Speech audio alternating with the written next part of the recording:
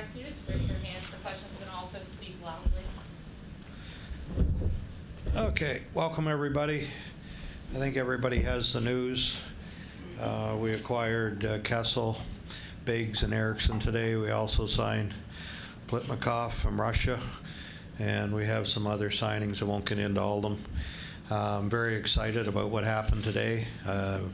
We've worked on this deal with Toronto for probably a month or over a month.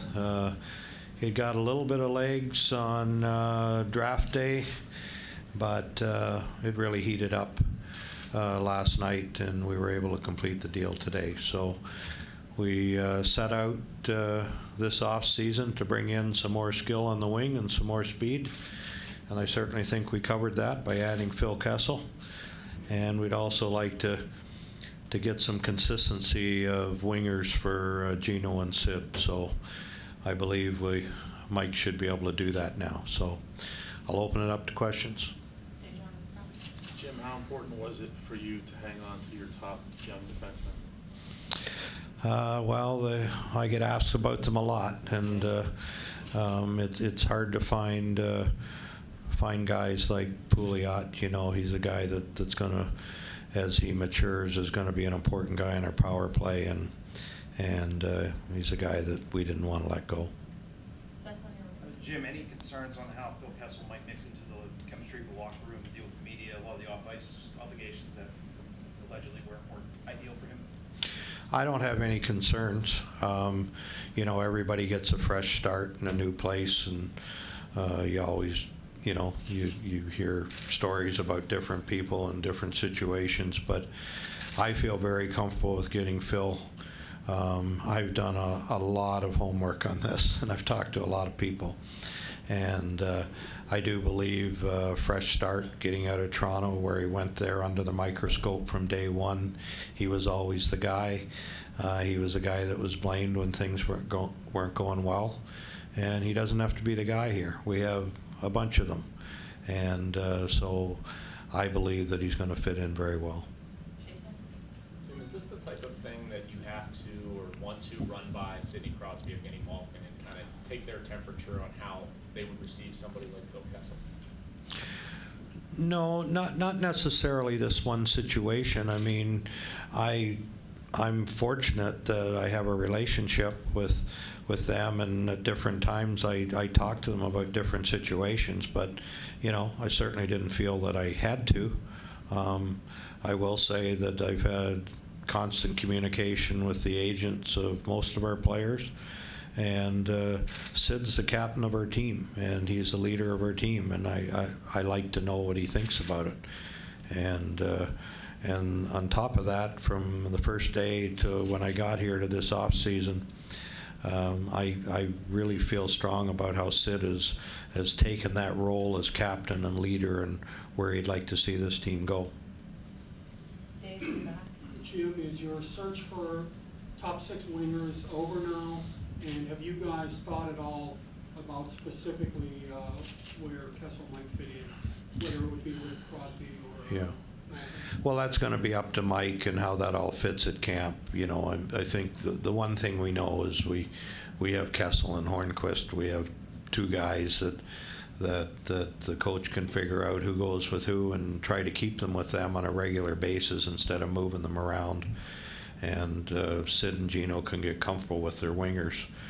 So as far as looking at more top six wingers, no. You know, we feel Plitnikov can go in the top six. We got to get him over here and see him, you know, actually seeing him in our group. But he's a real good player. Whether he can play in our top six or not, we'll find out. But he'll certainly be one of our forwards, and we believe can help our team. Michelle? The other two pieces in the trade, Biggs and Eriksson, what's kind of your assessment of those two, and what do you feel they could, you know, hopefully contribute here in Pittsburgh? Yeah, well, they're both first-round picks. Biggs hasn't really got going the way he should have after being a first-round pick since he turned pro. You know, he's a big body, and he has some things to offer if he can develop a little more. In Eriksson's case, I mean, he has some NHL experience. He's a first-round pick, and he's a guy that can come in and make our team. Yeah. Jim, you hear stuff too about Kessel and his conditioning. That's been a knock for a while now. How does that dovetail? You mentioned doing a lot of homework on him. How does that dovetail with the fact that the guy never misses a game? Maybe we're onto something. Maybe you're onto something. We'll just have to see. But if in fact what you're saying is accurate, he's a pretty damn good player based on those circumstances. And if he needs to get himself in a little better shape, he'll even be a better player. But being around our players and the kind of condition and how hard they work will rub off on anybody.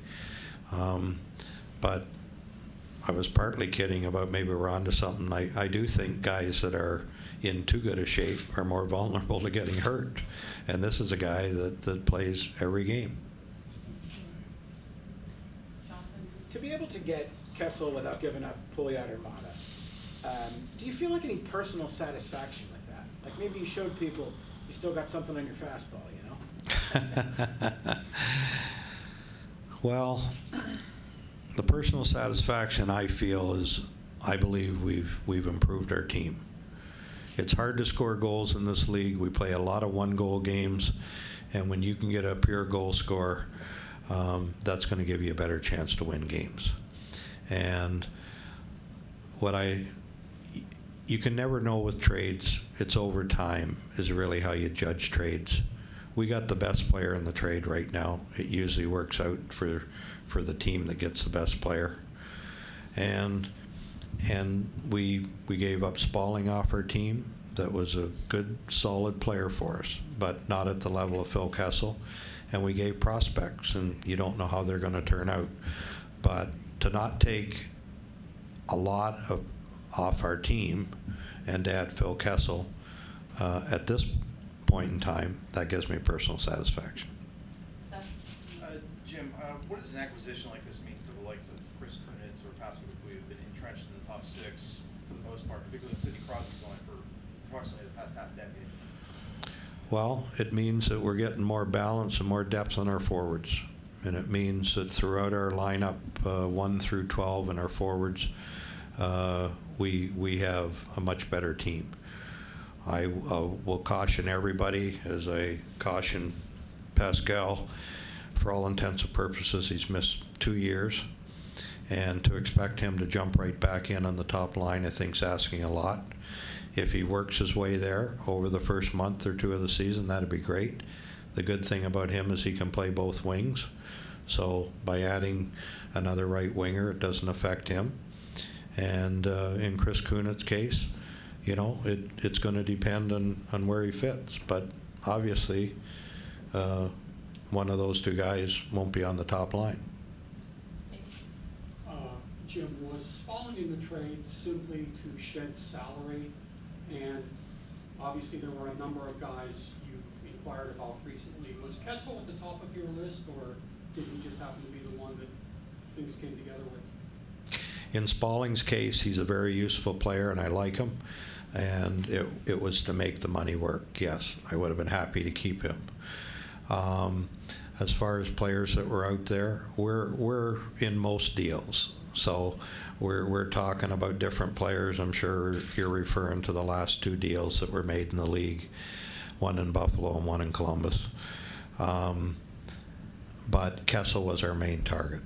When you look at his goal scoring ability and his speed, that was really the ideal player we were looking for.